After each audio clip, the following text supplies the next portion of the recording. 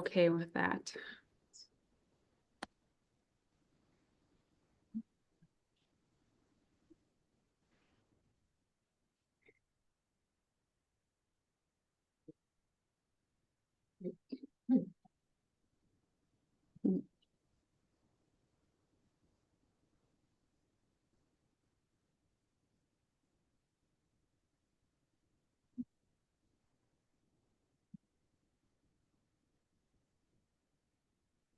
All right, well, I think we will get started today. Thank you, everybody, for joining us both in person and on Zoom. My name is Brittany, and I'm the coordinator for the Crow Wing County Master Gardener Volunteer Program. And today we have Dan Lee joining us from sunny Arizona. So he's avoiding the negative below weather, but happy to see everybody here. And Dan grew up on a farm in southern Minnesota, a family farm, and then he spent 30 years practicing law. So he's excited to get back to his roots as a master gardener volunteer, gardening, growing things. He is the spearheader and co-chair of our community giving outreach program that we do in the county, which has grown thousands upon thousands now of pounds of food that we have donated throughout Crow Wing County. And he also teaches Gardening 101. As well as presents. So take it away, Dan. Welcome, everybody, both those of you at the library in Brainerd, as well as everyone who happens to be on Zoom. As Brittany mentioned, I am from Minnesota, grew up in the southern part of the state, which was much different than trying to garden in northern Minnesota. After practicing law for many, many years, decided to get involved in the community. And my way of getting involved in the community was to join the Master Gardener program. And frankly, start some raised beds so that I could actually cheat the weather a little bit in Minnesota. Because one of the things we'll talk about is how they can improve your productivity, and especially in a climate like we have in the Brainerd Lakes area. So today we're going to talk about the benefits of raised bed gardens, and there are some very distinct benefits, including the fact that the University of Minnesota suggests that raised bed gardens are as much as about 25% more productive than in-ground gardens. And we'll talk about why that actually is. We'll talk about what kind of location you should think about for a raised bed garden. We'll look at cost considerations because there are some low cost options that you can use, and there are some very expensive ones. And part of it is the aesthetics and how permanent you want the raised bed to be. We'll talk about size considerations, how big and how small you want to make it, the materials, and a little bit about designs. What we're not going to cover is the specific plants, other than to say, basically, you can grow any kind of terrestrial plant in a raised bed garden. The only thing that would be a limit is obviously aquatic plants. You can't grow there. I'm not going to cover where to buy supplies because there's many, many options for that.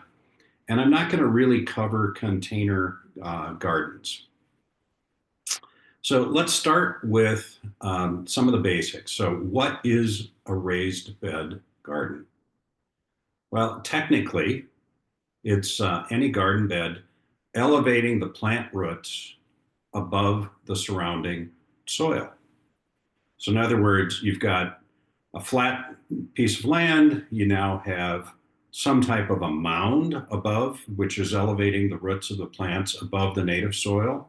A container garden would be a type of raised bed, and walled beds would also be a type of raised bed.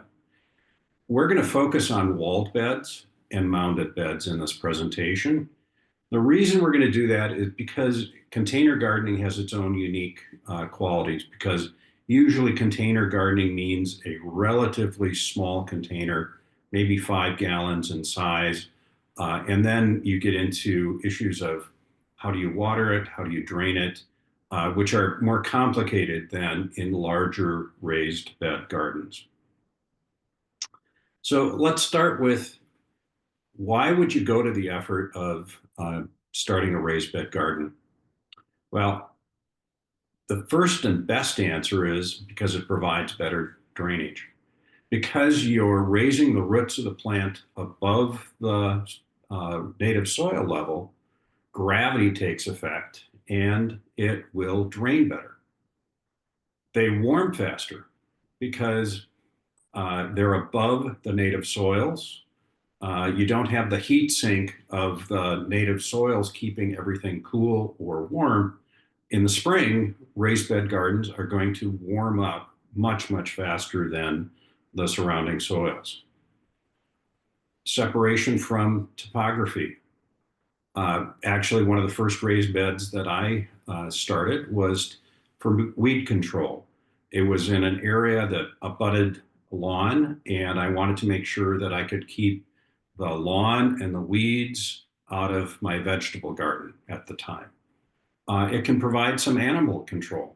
If the raised bed is high enough, it's going to stop some of the smaller animals that can harm your plants, in particular rabbits. If you get a raised bed garden more than about a foot tall, they generally will not bother the raised beds. And people control.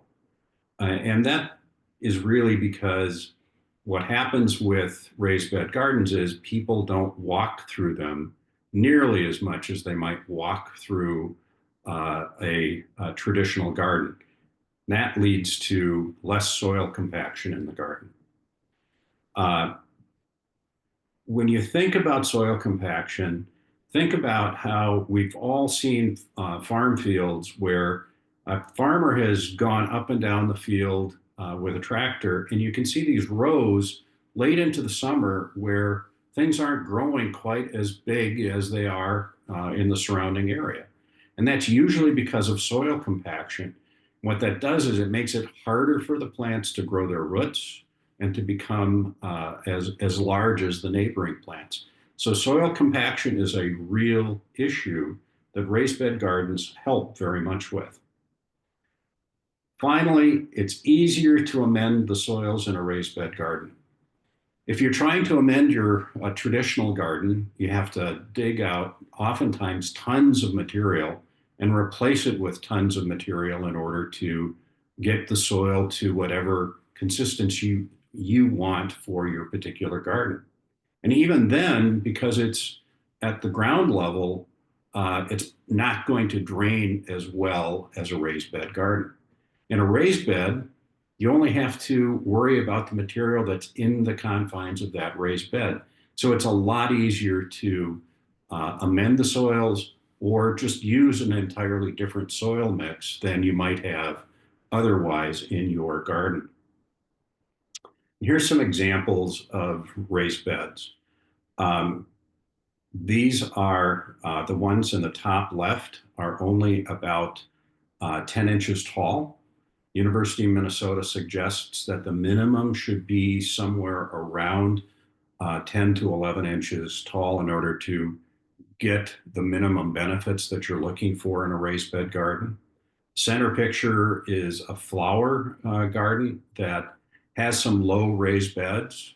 Next one is actually a small garden bed made out of metal. And then the two bottom ones are larger raised bed gardens with different heights. In the one on the lower left, the raised beds are about 10 inches tall in the front, and in the back, they're about 3 feet tall. And we'll talk a little bit later on about what height to make your raised bed garden. So now let's talk about drainage. As I started saying, drainage is better in raised bed gardens because of gravity. Gravity allows the water to run through and out through the bottom of the raised bed gardens.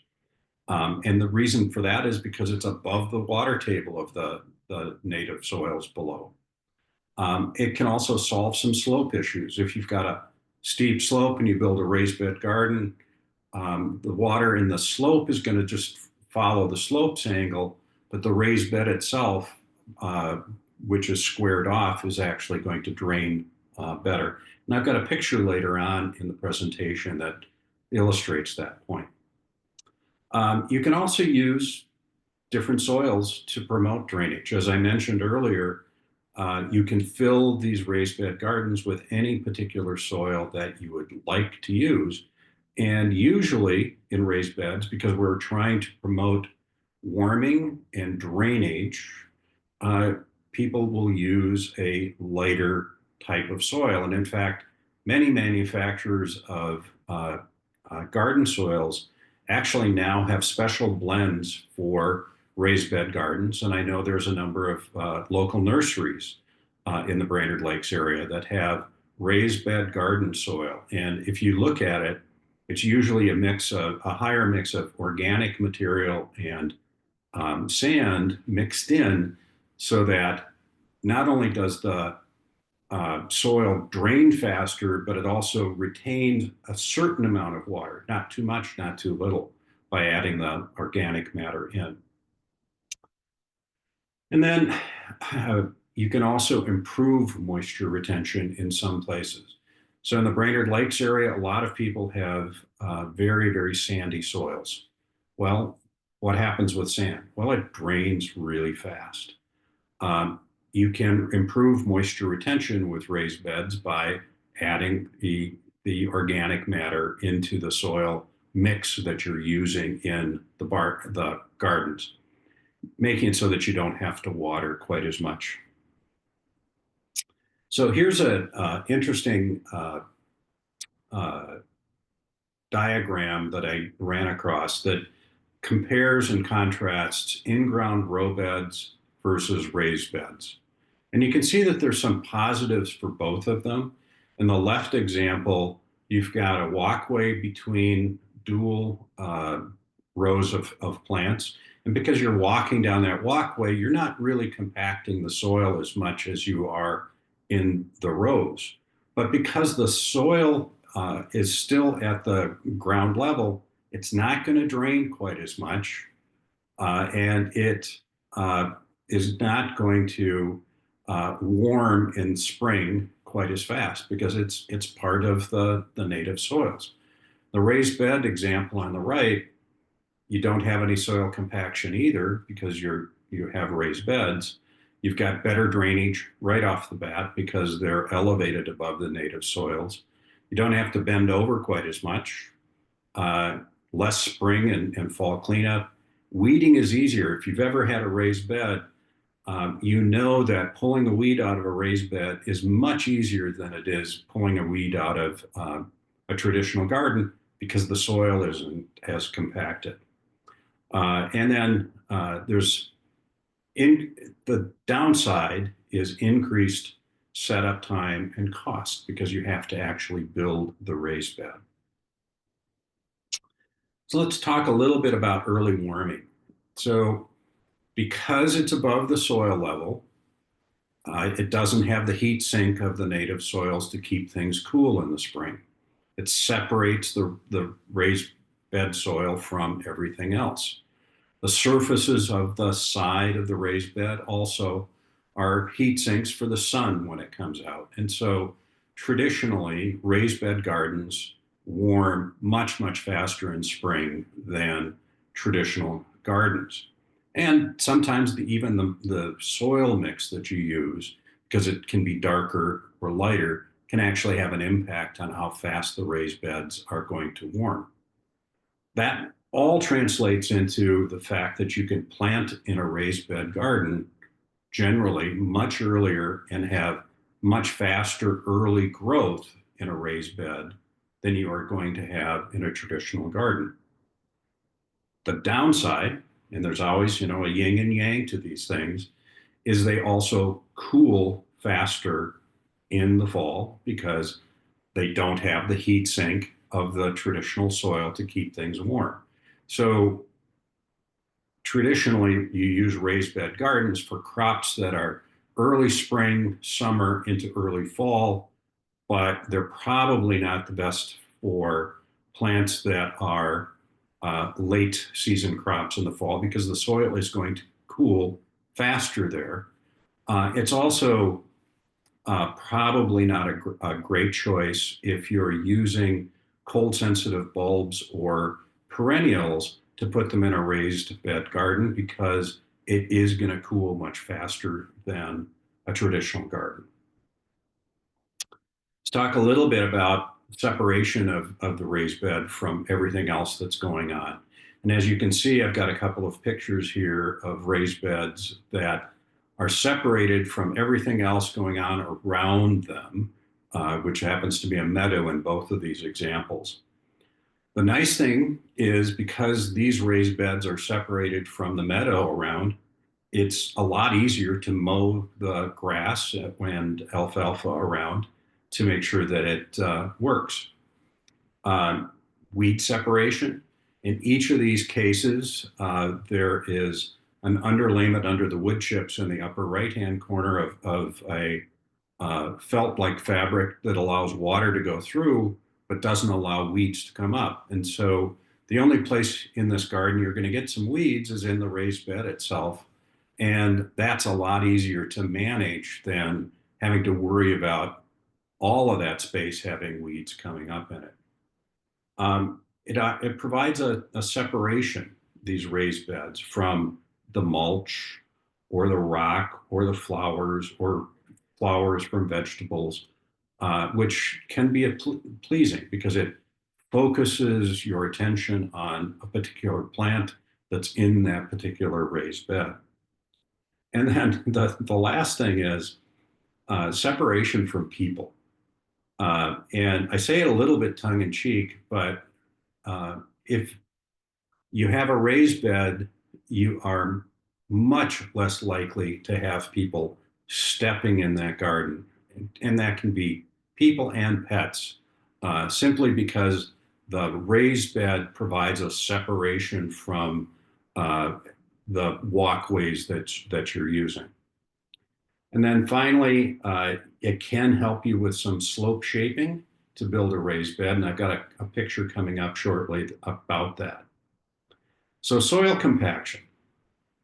They minimize the soil foot traffic, no motorized traffic, no animal traffic. The plant roots grow undamaged. As I mentioned earlier, it's very easy in farmers' fields to see where there's compacted soil versus uncompacted soil, if the farmer hasn't been careful about how they're driving their tractors up and down the fields. Moisture moves easier in uncompacted soil. So think about that. If you crush some soils in your hand, what happens? You push water out of that. And so once water's in there, what's left can't get out nearly as easily if it's compacted soil. So just by simply not being able to drive or walk over the raised bed, you're allowing the moisture to move much, much faster and easier through the soils. And it's easier to weed in uncompacted soil, which I have already mentioned. So again, here are some examples of raised beds. These happen to be, this happens to be an adult class that we hold at the Northland Arboretum. And you can see a couple of master gardeners in the photograph teaching the adults. These are 3 foot tall by 3 foot wide gardens. As you can see, they hardly have to bend over at all to work in these gardens.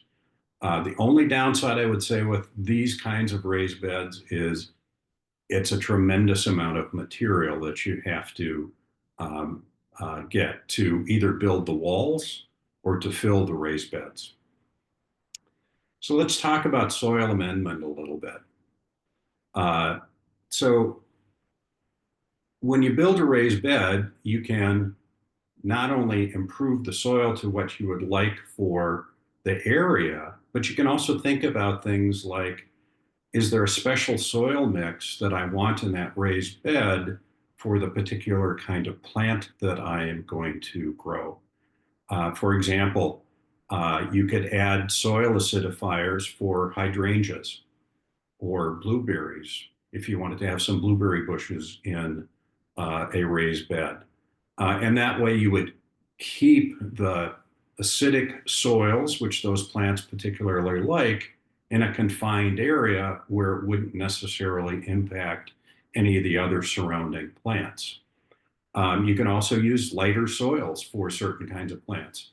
Uh, a classic one is a very high sandy soil promotes carrot growth or beet growth or any kind of a root crop growth. Um, the raised bed soils also will not move. And so once you put the soil in there, it's going to stay there. So the slope example I have here is along two different houses. And if you were trying to garden on that kind of a slope, every time you would have rain, the water would run down that slope and you'd be slowly losing and leaching nutrients and soil down the slope. With a raised bed, because you're um, building it in tiers, you don't have the chance for that kind of soil movement. And as I've already mentioned, it's a lot easier to amend in these cases 4x4 uh, raised beds than it would be to have to dig down, take out all the soil, and then re-add whatever soil mix you would like to have for the particular plants you're trying to grow. The last thing I'm going to point out about the two sloped beds here is this homeowner obviously thought about um, soil movement as well as water movement. And in the top picture to the right, I'd like to point out that at each one of these cells, they have a drain hole. And what they did is they put a pipe in the bottom of that raised bed toward the leading edge. So if water ever gets in there, it has a way to get out and it moves away from the foundation of the home. It's a really smart way to build a raised bed up against the home to help with foundation issues at the home, but still have the benefit of the raised bed garden. Now we're going to talk a little bit about site selection criteria. The first thing that we always talk about as master gardeners is, do you have enough sun? Because some plants are great in shade. The vast majority need more sun. And in the case of vegetables, you need 6+ hours of direct sun in order for them to do well. So building a raised bed garden on the north side of your house in the lakes area is probably not going to be a great place for vegetables. But it might be an okay place for certain kinds of shade flowers or plants. For example, if you wanted to have some exotic hostas and you wanted to put them in a raised bed garden on the north side of a house, probably would be just fine. You have to think about the slope. As I mentioned in the last example, they work well in slope areas, but you have to think about drainage issues, and you also have to think about how much material you may need.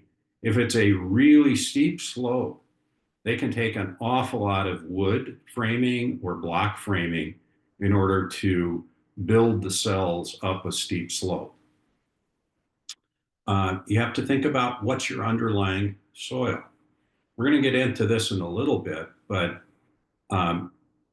what you do want to think about when you're putting a raised bed in is there a way to improve the soils below the raised bed to maximize the output of the garden that you're trying to build?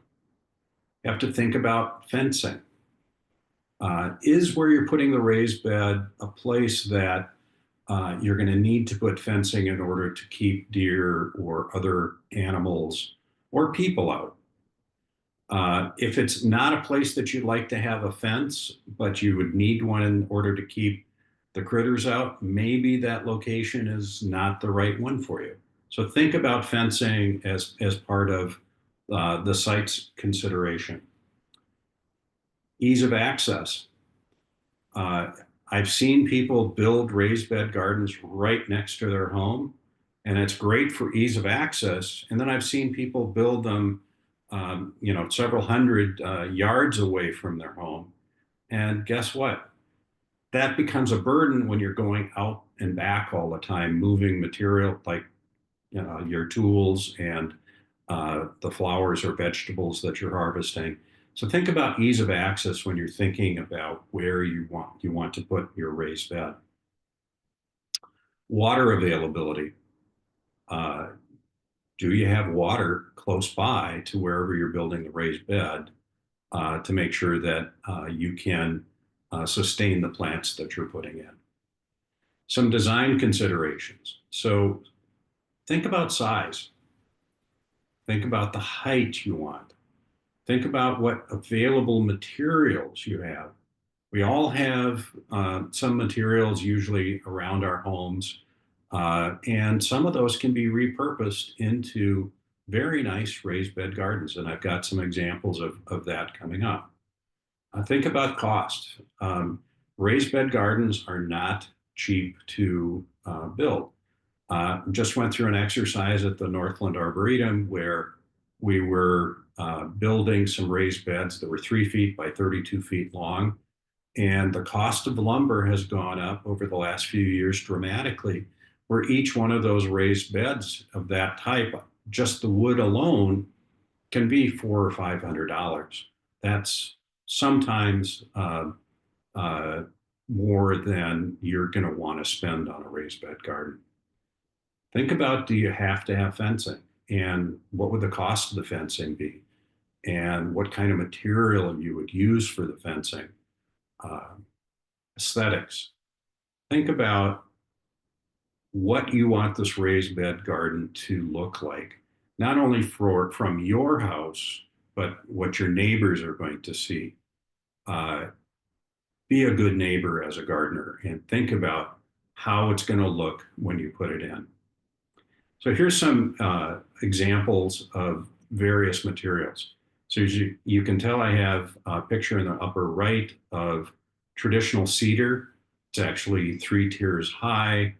That is probably one of the most common ways that you'll see people build a raised bed garden is out of wood. Then on the lower right, we've got the water trough method. And sometimes these are repurposed water troughs that actually were used for holding water. And sometimes they're actually specialty steel troughs that actually don't have a bottom in them, because a lot of garden centers now have those. And then the one on the lower left, this homeowner had a lot of old concrete blocks laying around and repurposed them into a raised bed garden very cheaply. So pretty much anything you can think of can be used for a raised bed garden. You can use wood, stone, block, metal. You can make them tall, you can make them short, you can make them long. The only thing that I would very much caution against is when I was a kid growing up, every farm wife had an old tractor tire laying out in front of the house, and they were gardening in that tire, using it as a raised bed garden. And that's probably okay if you are growing flowers that you're not going to eat. It's probably one of the worst things you can do if you're growing vegetables, because those tires are made out of petrochemicals and they are outgassing their entire life cycle. And a lot of those outgassed chemicals are actually carcinogens. So if you're thinking about consuming anything coming out of a raised bed garden made from old tires, it's probably not the right thing to do. Design guidelines. So we've talked a little bit about location, but determine the size and the location together. In the picture that I have on this sheet, this is a large raised bed garden area. It would be a lot of work for this homeowner to maintain that garden by themselves for the entire season. So think about how much of a raised bed garden you want to maintain. You don't want to go through the expense and the work of building something that you're not going to use long term. Think about, is the location and the size you're building suitable for the plants that you're trying to grow? If you're growing small plants, maybe you don't need as big a raised bed garden. If you're growing larger plants, maybe you need larger raised beds. For example, tomatoes get rather large, as do cucumbers and some of the other vining plants. Those types of plants need a larger raised bed. Think about, is the goal to plant flowers, vegetables, or herbs? If it's flowers, you probably want them very visible from your house. You want to enjoy them as they're blooming. Whereas if it's vegetables, maybe it doesn't need to be so close to the house, or it doesn't need to be visible. If you're growing herbs, I'm a cook. I love to cook. I love to be able to go out and take fresh herbs from my garden, but I always plant them very close to the house so that as I'm in the middle of cooking something, I can just go out and grab what I need and come straight back in before anything burns. And then the final thing is, think about the size of the beds in terms of how big the bed needs for the mature size of the plant. And then what kind of maintenance are you going to have to do? If you build something out of stone, it's probably not going to need much maintenance at all. If it's wood, wood is going to eventually need to be replaced. Like the raised bed garden in this picture is made out of 4x4 treated lumber. That's probably going to last 20 years, but you're going to have to do some maintenance on it periodically over that 20-year period. Think about metal. Metal is generally very good, but it can start to rust. Once it rusts, it's almost impossible to fix. So it has its own issues as far as longevity. I put in this picture of a raised bed under construction because this particular gardener was being very smart, or her husband was being very smart. I'm not sure which one of them. But they built the beds. They started to put the posts up for the beds to, for the fencing around the beds. But then they left it open until they could get a tractor in there with a front bucket to fill the raised beds from the outside. So they didn't have to move probably dozens of bags of material to get it into these raised beds. They could use a tractor and a bucket to get it close and fill these raised beds. Here's another example of how simple a raised bed garden can be. This particular technique is called a gabion, which basically means a steel fence that's filled with either rock or wood material behind to give it shape. And in this fence, there are all little triangle sections of this steel wire. In the backside, I happened to do this one. I took a fabric bag, shaped it to be the triangle size of the open triangle in the back, and filled it with soil. And so I have an herb garden along a side of my home that couldn't otherwise support any kind of plants.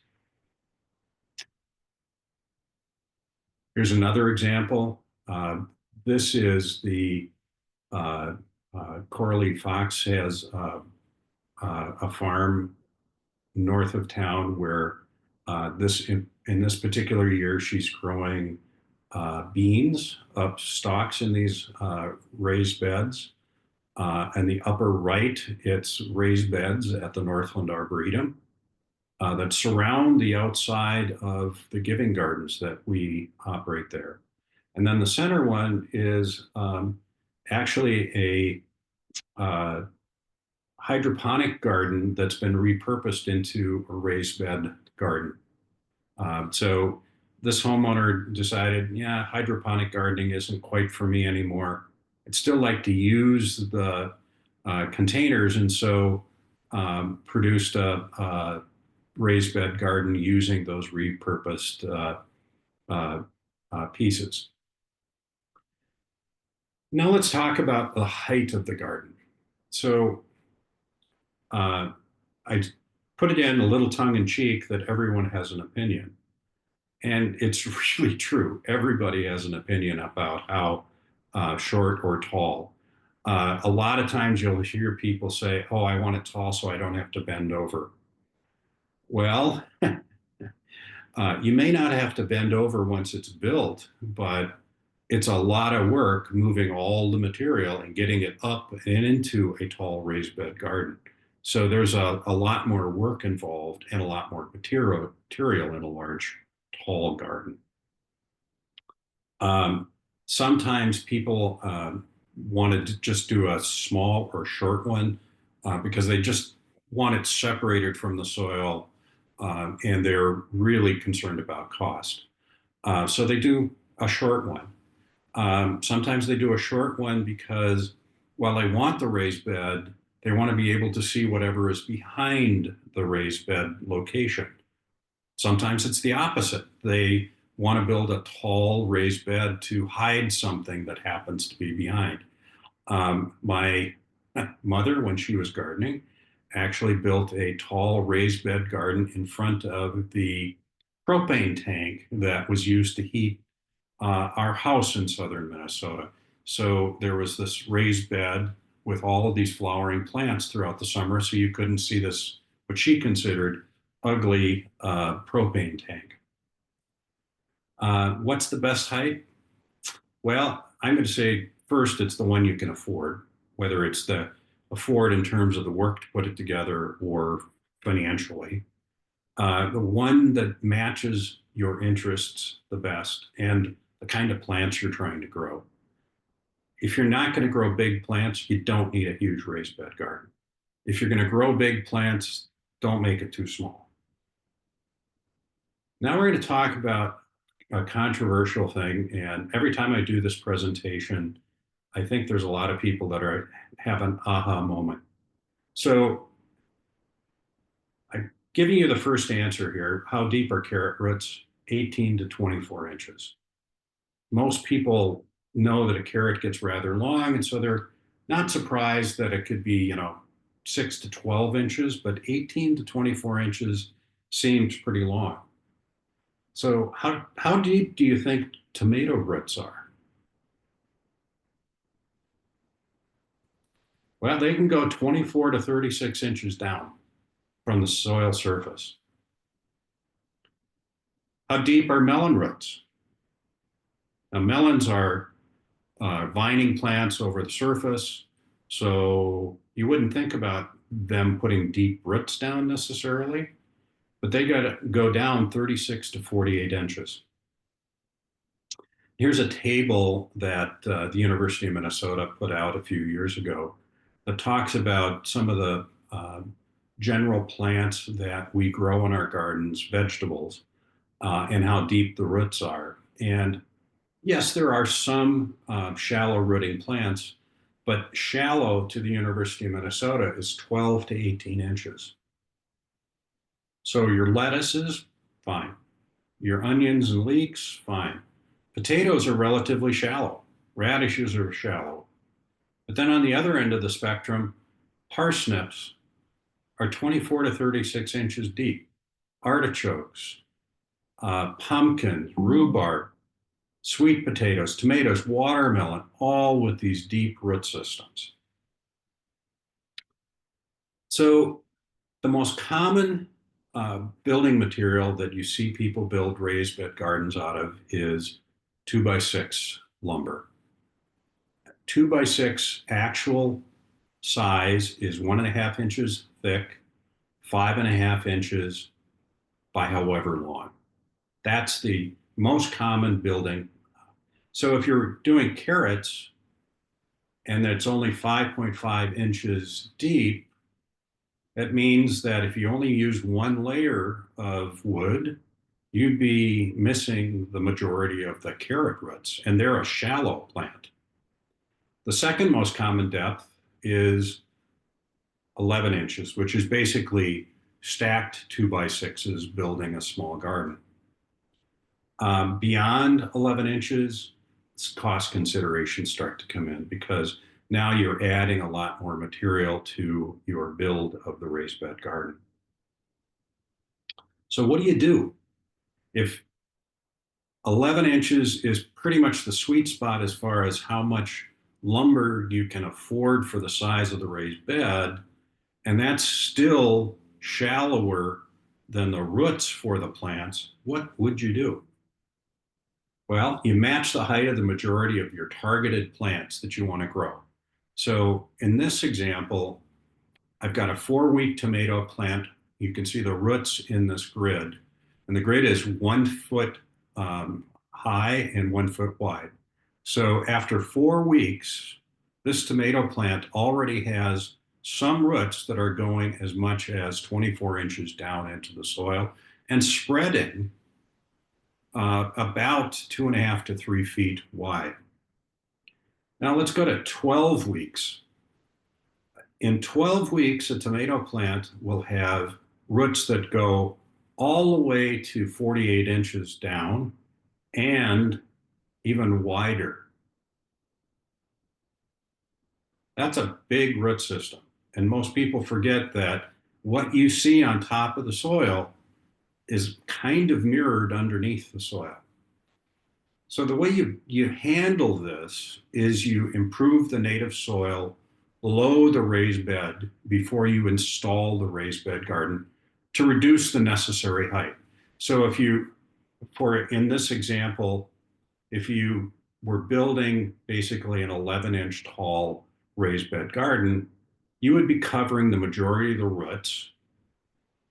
And before you install the raised bed, you'd loosen up the soil below as far as you could, maybe add some amendments to the soil or some fertilizers, and then you would put your raised bed on top of that amended soil. The last thing you would do is put fabric or any kind of a barrier below the raised bed. Because if you put a barrier below, you would be forcing all of these roots to stay in this very shallow zone. And that's probably the biggest mistake I see people make with raised bed gardens is thinking that, well, I'm going to put a barrier down to stop weeds from coming up. Well, yeah, it stops weeds from coming up, but it also minimizes the productivity of your raised bed garden by restricting the roots of those plants. If you're going to do a slope, with a slope like this, you're basically doing a balancing act of how high and deep you want to make the raised bed. It can be quite tricky. Horizontal considerations. So biggest rule is no wider than 36 inches if you only have a walkway on one side. So in the picture in the upper right, you've got a small raised bed garden. It actually is about 18 inches tall, and it's about 20 inches wide up against a fence. If you go more than 36 inches wide, the person can't reach all the way to the other side of the raised bed for weeding and other maintenance. And the last thing you want to do is build it so wide that in order to get to things, you'd have to stand up and compact the soil in the raised bed. If you have a walkway on both sides, you never want to make it any wider than 48 inches. That allows you to go from both sides of the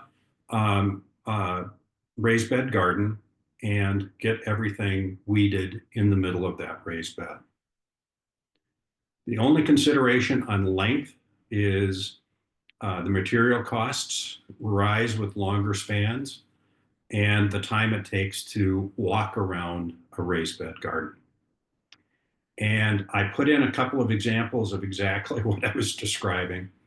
The upper left and lower raised beds are actually at the Northland Arboretum. They're 3 feet by 32 feet long. They're the right width, and it's easy. As you can see, this gardener is weeding all the way to the center from one side of the garden. So all of that's fine. But in order to get from one side of the garden to the other side, you have to walk all the way around the 32-foot length, or you have to try to find a way by jumping across the space or stepping on the cross brace to get across, all of which risks injury to the individual who's gardening. So if I were to build these gardens over again, I would make them 16 feet long, 3 feet by 16 feet, and two of those beds in a row. So there was a walkway at a little bit shorter distance between. And then the picture on the upper right is another example of a raised bed. In fact, two different kinds. This raised bed is 12 inches deep, was made for flowers. This raised bed is 24 inches tall with a second tier that's another 6 inches taller. And it was designed for flowering vining plants to cascade over the front of the raised bed garden. Talk a little bit about fencing. First rule is only fence if you need to. The reason I say that is the expense, and it interrupts your eye's view of the garden if you put up a fence. And usually the biggest reason why you have to fence is to keep to keep pests out. And the pests can be people or animals. If you are going to fence, use fencing which allows for the free movement of air. So you don't want to have a solid fence that you're building your raised bed garden up if you can help it, because wind will hit that or be stopped by that fence, and that promotes disease and insects around plants. And the last thing is consider if you need bird netting for the kind of gardening you're doing. So in this particular garden, the fence posts are actually 6 feet tall above the ground. They were made that way because this homeowner didn't know if they were going to need to put bird netting out over the raised beds. Now, it's turned out they haven't had to, but they have the ability to put bird netting there if they needed it. And the fencing happens to be tall enough to keep deer out. Irrigation. Well, we know rain is very unreliable in Minnesota. Last season, we had too much rain early in the season, and then it dried up and we had almost no rain late in the season. So do you have the ability to have hose or hose sprinklers somewhere around your garden? I find them to be a lot of work to use them. A lot of people like to go out there and putz in their garden and hand water things. I look for ways to automate everything I do in the garden if I possibly can. That's probably the farmer in me coming back out. Overhead sprinklers are great if you have the ability to build in overhead sprinkling.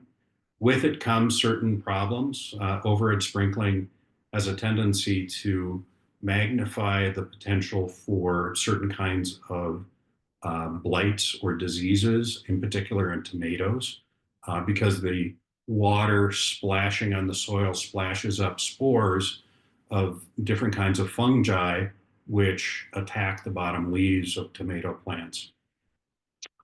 Drip irrigation, if you can do it, it's great. At the Northland Arboretum, we have 46 large beds. Doing drip irrigation on every plant with the students that we have there and the number of gardeners we have going in and out would simply not be feasible. So we actually use overhead sprinkling uh, because it's something that you can use in a space that size. And then we just try to manage disease control by using the right kind of plants. Planting in a raised bed garden is also something you have to think a little bit differently about. So you want to space whatever plants you're putting in for the size they're going to be when they're fully mature. Think about multiple crops. I, in particular, love to put radishes around tomato plants because when you put tomato plants in, usually they're pretty small. And after radishes are in, 2 to 3 weeks later, you're already harvesting those radishes while the tomato plant's growing. And so it's a nice way to sort of double crop a smaller space to have these companion plantings that you're doing. The other thing you can think about with raised beds in particular, because you can control them so much easier, is something called square foot gardening. In the upper picture here is actually a square foot garden that I did several years ago. And each one of those cells is exactly 1 square foot.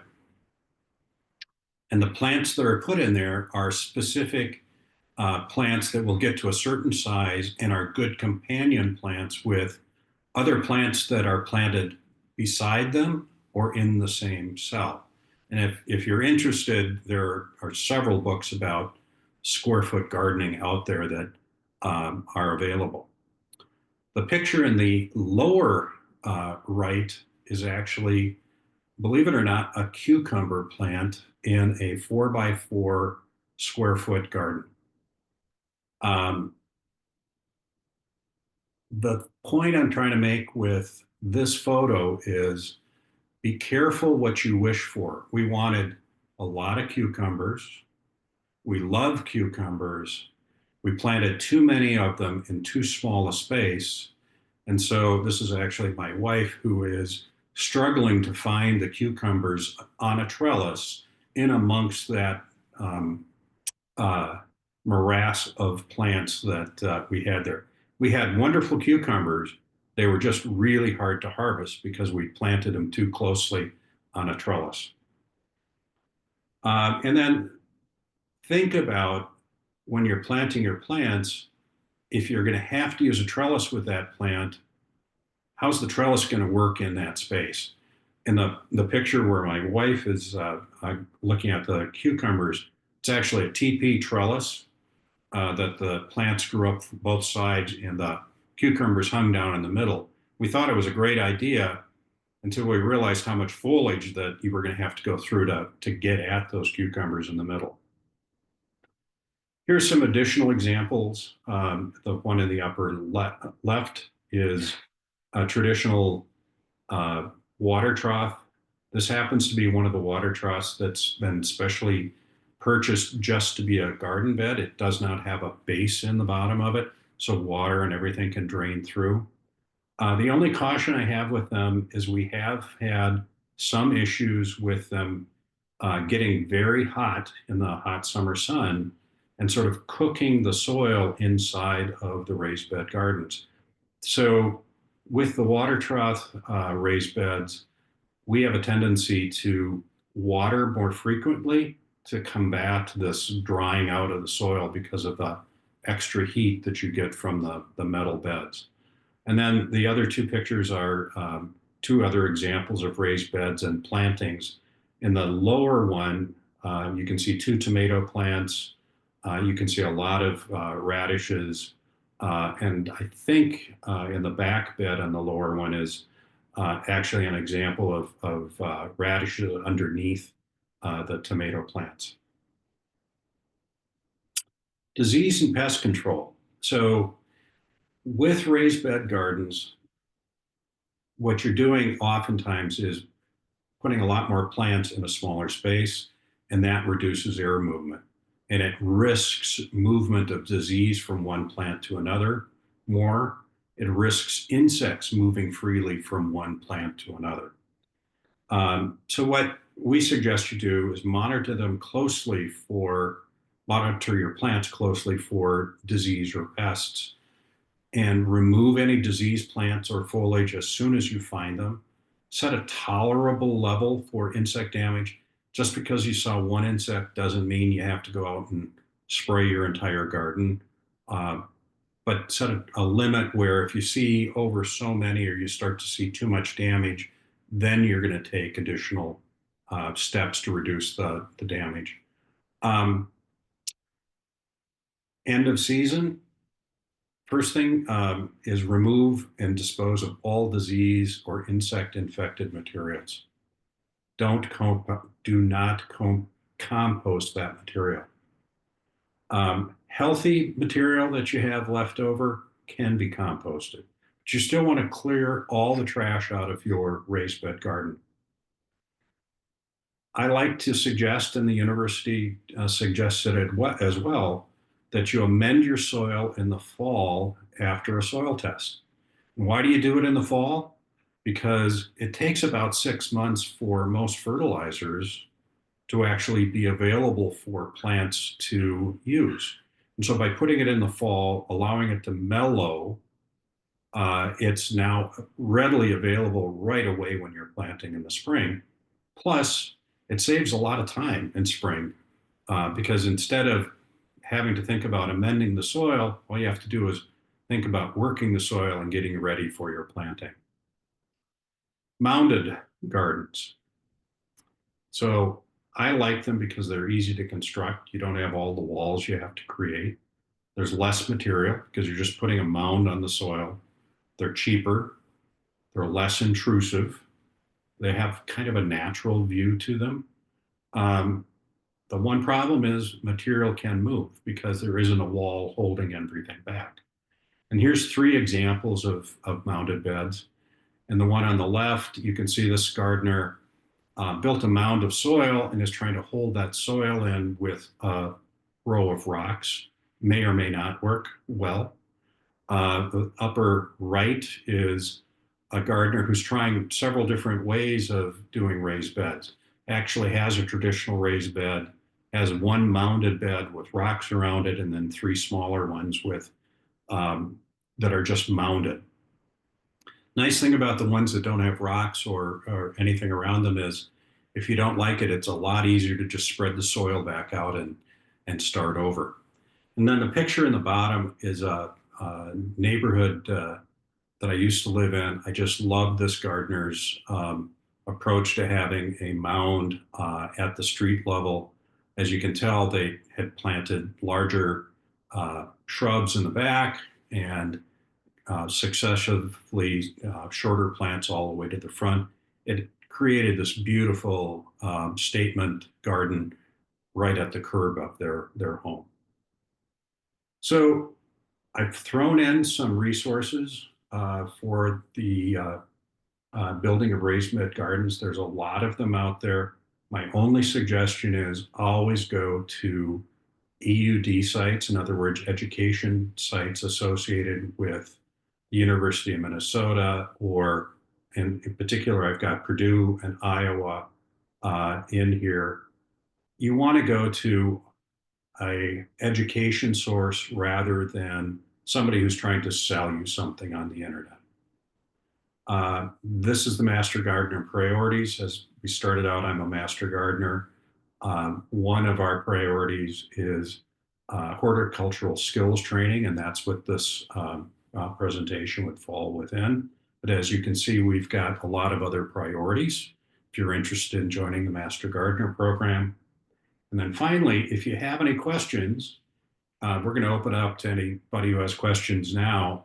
But you can also call the Crow Wing County Master Gardener Helpline or send an email to cwcmg@umneud, and we will have a Master Gardener who will respond to you.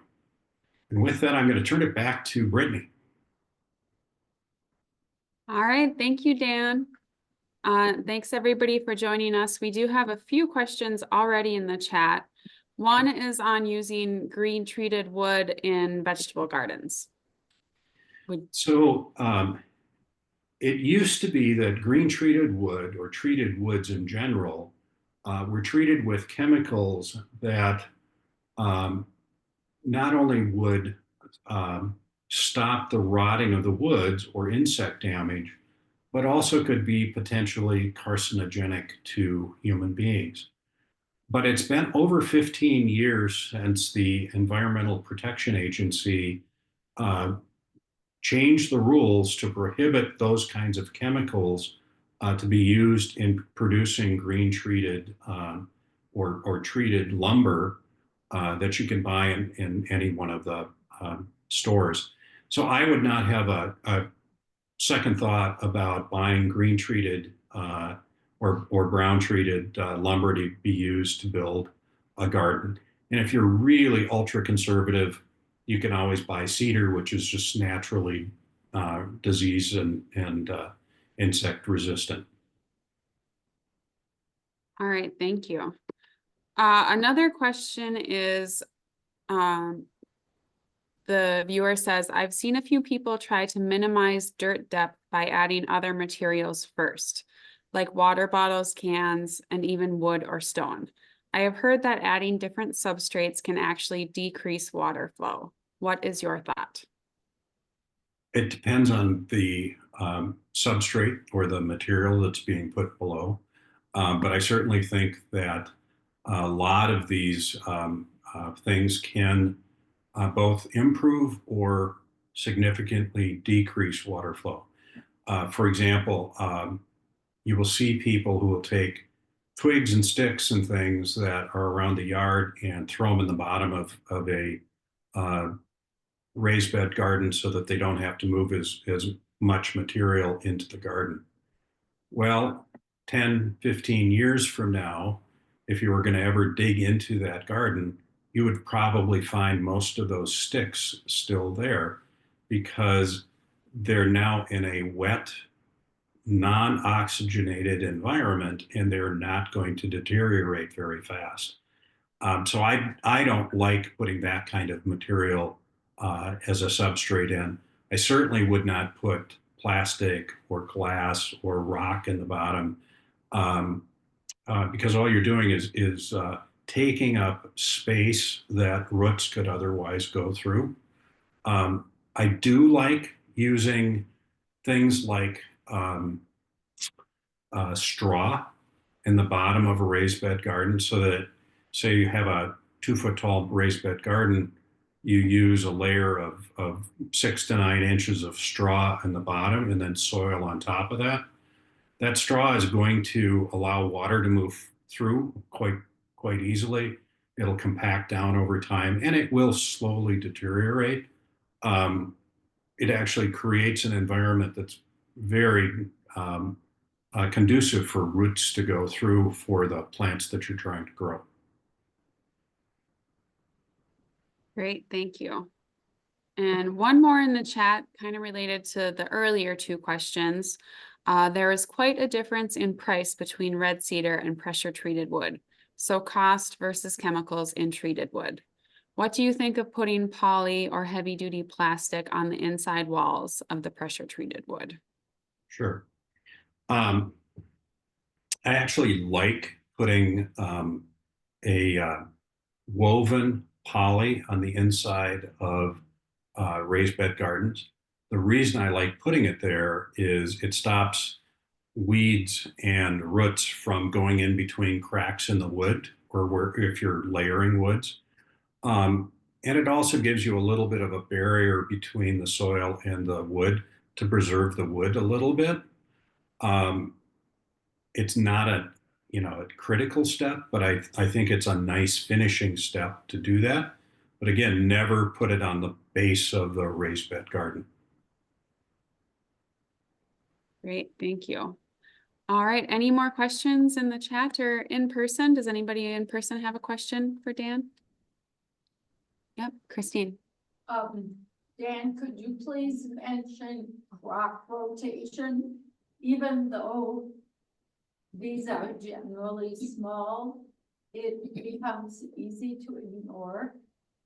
Okay, so the question is, hoping you would speak to crop rotation in raised beds, just the importance of that.